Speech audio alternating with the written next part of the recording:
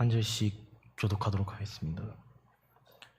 그날 예수께서 집에서 나가사 바닷가에 앉으시매 무리가 그에게로 모여 들거늘 예수께서 배에 올라가 앉으시고 온 무리는 해변에 서 있더니 예수께서 비유로 여러 가지를 그들에게 말씀하여 이르시되 씨를 뿌리는 자가 뿌리러 나가서 뿌릴새 덜어는 길가에 떨어짐에 새들이 와서 먹어버렸고 덜어는 흙이 얇은 돌밭에 떨어지매 흙이 깊지 아니하므로 곧 싹이 나오나 해가 돋은 후에 타서 뿌리가 없으므로 말랐고 덜어는 가시떨기 위에 떨어지매 가시가 자라서 기운을 막았고 덜어는 좋은 땅에 떨어짐에 어떤 것은 100배 어떤 것은 60배 어떤 것은 30배 결실을 하였느니라.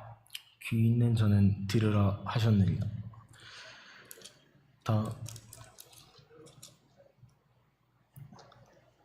그 18절에서 23절 말씀 계속 교독 다시 합독하겠습니다. 그런즉 씨를 뿌리는 비유를 들으라. 아무나 천국 말씀을 듣고 깨닫지 못할 때는 악한 자가 와서 그 마음에 뿌려진 것을 빼앗나니 이는 곧 길가에 뿌려진 자요 돌밭에 뿌려졌다는 것은 말씀을 듣고 즉시 기쁨으로 받되 그 속에 뿌리가 없어 잠시 견디다가 말씀으로 말미암아 환난이나 박해가 일어날 때에는 곧 넘어지는 자요 가시떨기에 뿌려졌다는 것은 재물을 생상의 염려와 재물의 유혹에 말씀이 박혀 결실하지 못하는 자요 좋은 땅에 뿌려졌다는 것은 말씀을 듣고 깨닫는 자니 결실하여 어떤 것은 100배 어떤 것은 60배 어떤 것은 30배 되느니라 하시더라. 아멘. 사랑과 은혜가 풍성하신 하나님, 이 시간 거룩한 말씀 앞에 겸손히 서며 주님의 은혜를 간절히 구합니다. 부족한 종은 십자가 뒤에 감춰주시고 오직 성령님께서 역사하시며 하나님의 말씀만을 온전히 전하게 하여 주시옵소서. 사람의 생각이나 말이 아닌 주님의 뜻과 진리가 분명하게 전해지게 하시며 말씀을 전하는 입술을 성령으로 붙들어 주시옵소서. 또한 말씀을 듣는 모든 성도들의 마음을 열어주시고 선포되는 말씀이 우리 심령의 생명이 되게 하시고 믿음을 굳게 세우며 삶을 변화시키는 능력이 되게 하여 주시옵소서. 말씀을 듣는 데서 그치지 않고 순종으로 열매 맺는 은혜를 허락하여 주시옵소서. 이 예배의 모든 순간 가운데 오직 주님만 높임을 받으시고 모든 영광을 홀로 하나님께 올려드리게 하옵소서. 우리 구주 예수 그리스도의 이름으로 간절히 기도드립니다. 아멘. 오늘은 마태복음 13장 1절에서 9절 그리고 18절에서 23절의 말씀을 가지고 말씀이 머물 자리를 내어드립시다 라는 제목으로 함께 나누려고 합니다. 이 본문은 사실 저에게는 조금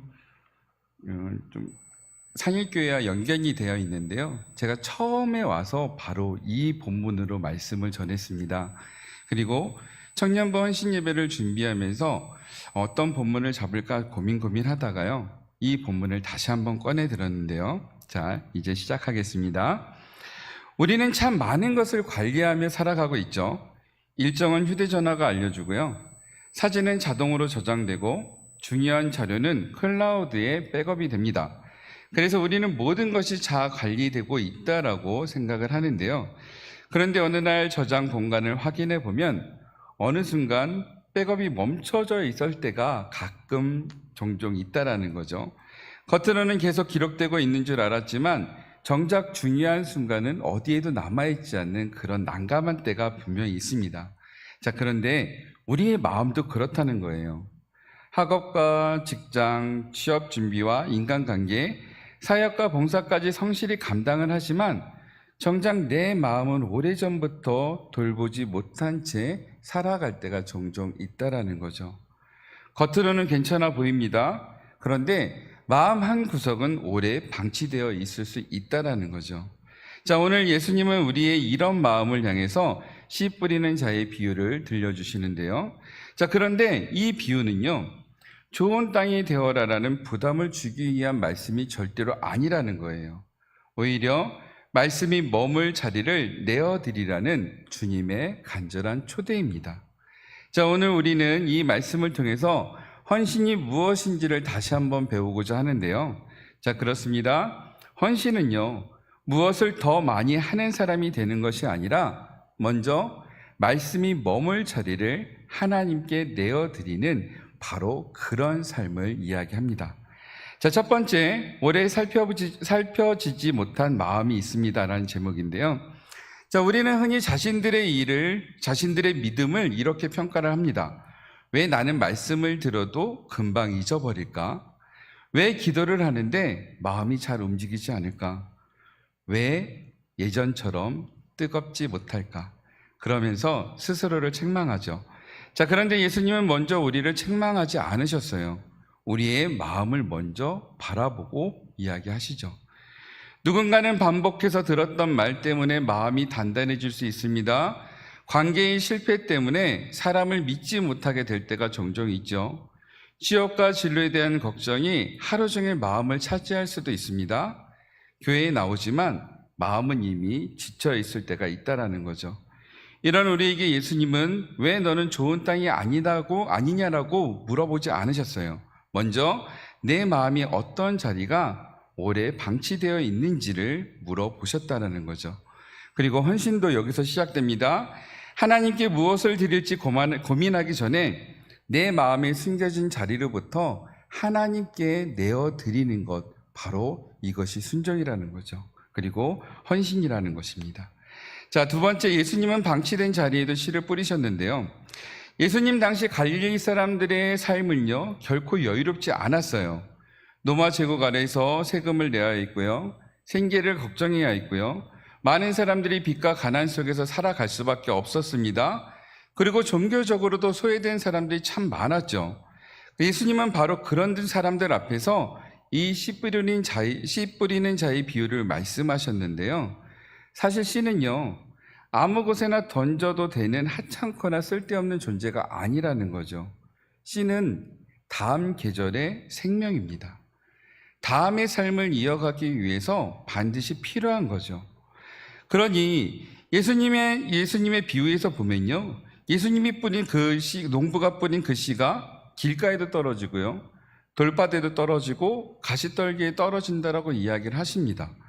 사람의 기준으로 볼 때, 특히 농부의 기준으로 볼 때 참 비효율적이죠. 좋은 땅만 골라서 뿌리면 되는데 그렇게 하지 않으셨다는 거죠.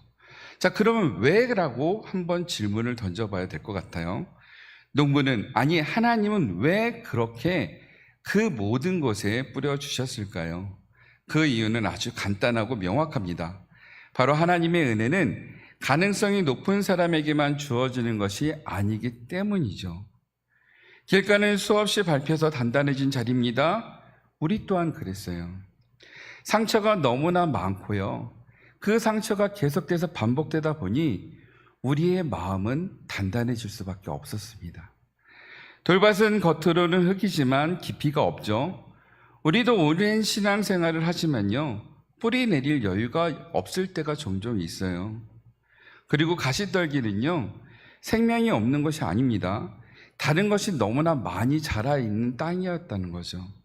염려가 자라고 있고요, 경쟁이 뿌리 내리고 있고요, 미래에 대한 불안이 하나님의 말씀보다 더 크게 자란 것이라는 거죠. 우리의 마음이 다 이랬습니다. 그런데 놀라운 것은요, 하나님께서 이런 마음을 결코 포기하지 않으셨다는 거예요. 씨를 뿌렸습니다. 열매를 맺지 못해요. 그리고 그 다음에도 씨를 뿌려주십니다. 이게 하나님의 방법이었어요. 그리고 여전히 씨를 뿌리신다라고 말씀하시는 거죠. 자, 그렇습니다. 하나님은 우리를 가능성으로 평가하지 않으셨고요, 먼저 은혜를 베풀어 주셨어요. 십자가가 바로 그것인데요. 우리가 하나님을 찾기 전에 하나님이 먼저 우리를 찾아오셨습니다. 우리가 좋은 땅이 되어서 사랑하신 것이 아니라 그저 사랑하시기에 그 땅에 우리에게 말씀을 심어 주셨다는 거죠. 바로 이것이 복음이라는 것입니다. 그리고 우리가 복음을 받아들이는 이유인 거죠. 자, 세 번째, 좋은 땅은 완벽한 사람이 아닙니다라는 제목인데요. 예수님은 23절에서 좋은 땅을 설명해 주시는 장면이 있었습니다. 말씀을 듣고 깨닫는 자. 자, 여기서 깨닫는다는 것은 단순히 이해하는 것이 아니에요. 말씀이 삶의 방향이 되도록 받아들이는 것을 이야기합니다. 자, 그렇습니다. 좋은 땅은요, 처음부터 흠이 없는 사람이 아니에요. 말씀이 머무는 자리를 내어드린 사람이라는 거죠. 기억하셨으면 좋겠어요. 씨앗이 자라는 것은요, 농땅의 능력이 아니라요, 그 씨앗이 품고 있는 생명의 능력입니다. 땅은 생명을 만들 수 없습니다. 다만 씨가 머물 자리를 제공하고요, 씨가 자라날 수 있는 공간을 만들어 주는 거죠. 우리의 신앙도 마찬가지라는 것입니다. 우리가 열매를 만들어내는 것이 아니에요. 말씀이 우리 안에서 자라나도록 그저 우리 안에서 자리를 내어드리는 것, 바로 그것이라는 거죠. 자, 그래서 헌신은 내가 더 잘해야지가 아닙니다. 헌신은요, 주님, 제 안에서 말씀하실 자리를 내어드리겠습니다라는 그 고백인 것이죠. 우리 청년의 시기는요, 많은 것을 결정해야 하는 시기예요. 아까 하은이가 기도할 때 보니까요, 정말 절절히 기도를 했어요. 어디에서 일할지, 누구와 함께 살지, 무엇을 이루며 살지, 그런 수많은 선택 앞에 서 있게 됩니다. 그런데 하나님은요, 먼저 묻지 않으셨어요. 무엇을 이루었냐라고 묻지 않으셨습니다. 오히려 이렇게 물어보시죠. 내 말씀이 내 삶의 가운데 머물 자리가 있느냐? 수많은 선택 가운데 우리는 선택을 하면서 살아갈 수밖에 없습니다. 그런데 중요한 것은요, 하나님의 말씀이 우리 안에 자랄 수 있도록 먼저 그것을 내어드려야 된다는 거예요. 그리고 하나님의 말씀이 그 생명력을 다하며 자라날 수 있도록 우리는 그것을 돌봐야 한다는 거죠. 하나님이 주신 말씀에는 생명이 있습니다. 그리고 힘이 있습니다. 능력이 있습니다.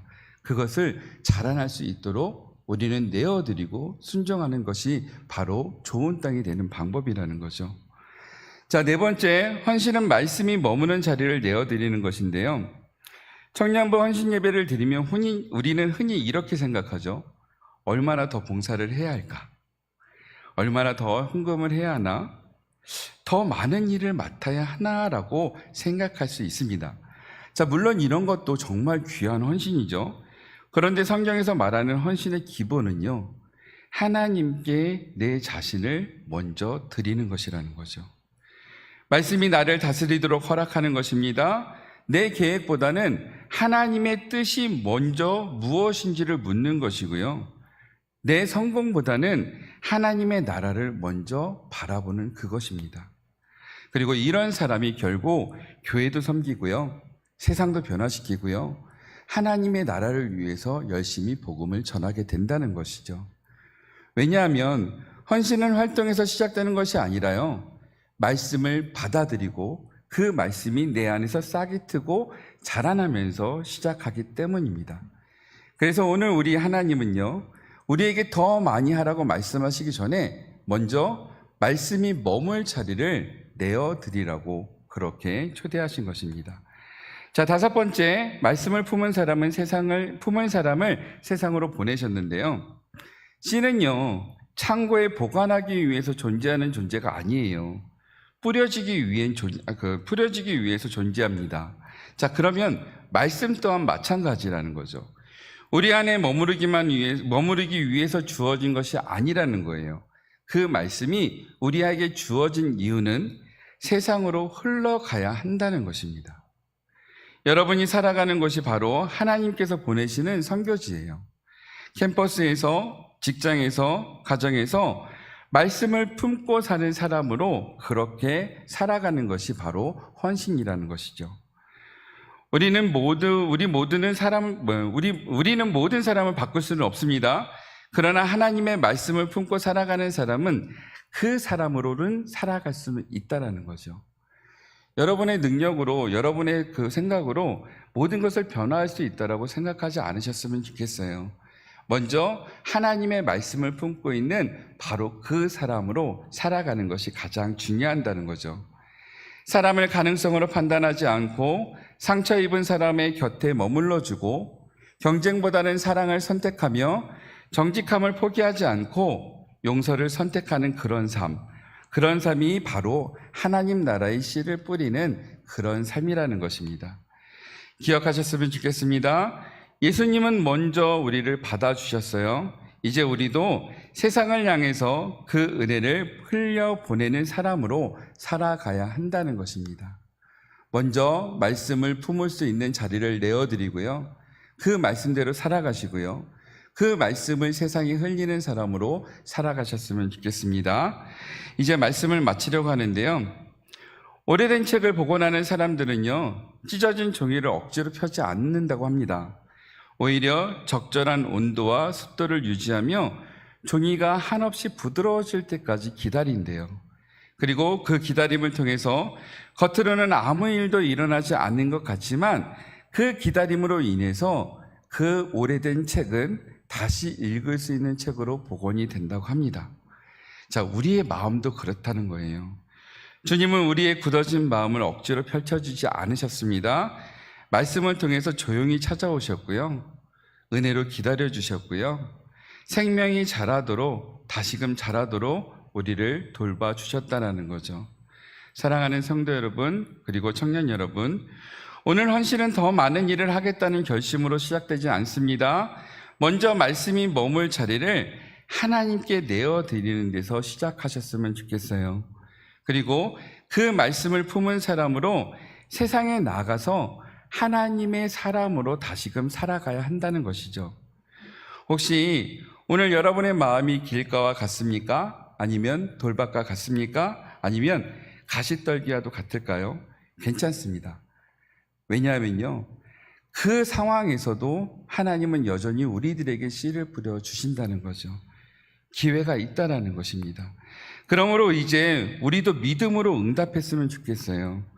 주님, 내 마음을 고치기 전에 먼저 제 마음을 받아주셔서 감사드립니다.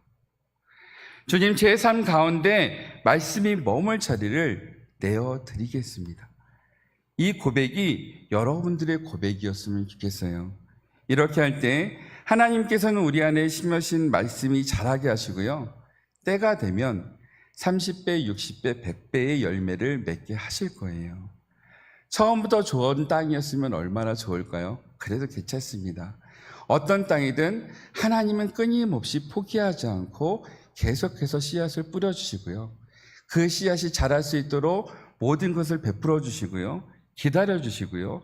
다시금 기회를 주실 거예요. 그런데 30배, 100배, 30배, 60배, 100배의 열매를 조금 더 빨리 열면 얼마나 좋을까요? 하나님의 노력과 수고, 은혜를 우리가 기억하고 있으니 이제는 그것이 자랄 수 있도록 우리의 마음을 열고 하나님께 자리를 내어드리는 여러분이 되셨으면 좋겠습니다. 오늘 우리의 헌신은요, 더 열심히 살아보겠다는 다짐이 아니라요, 말씀 앞에 그 말씀이 머물 자리를 주님께 내어드리는 믿음의 응답이었으면 좋겠습니다. 이 응답이 먼저 여러분들에게 있고요. 그 응답을 통해서 더 많은 헌신으로 나아갈 수 있었으면 좋겠어요. 하나님은 하나님의 말씀이 머물 수 있는 자리를 내어드리는 사람을 사용하셨고요. 그리고 이런 공동체를 통해서 하나님의 나라를 지금까지 이어가셨습니다. 이제 여러분들이 그 일을 하실 상황이에요. 여러분들 마음속에 있는 씨앗을 잘 자랄 수 있도록, 잘 펼쳐나갈 수 있도록 그 자리를 먼저 내어드리는 거기서부터 시작하셨으면 좋겠습니다.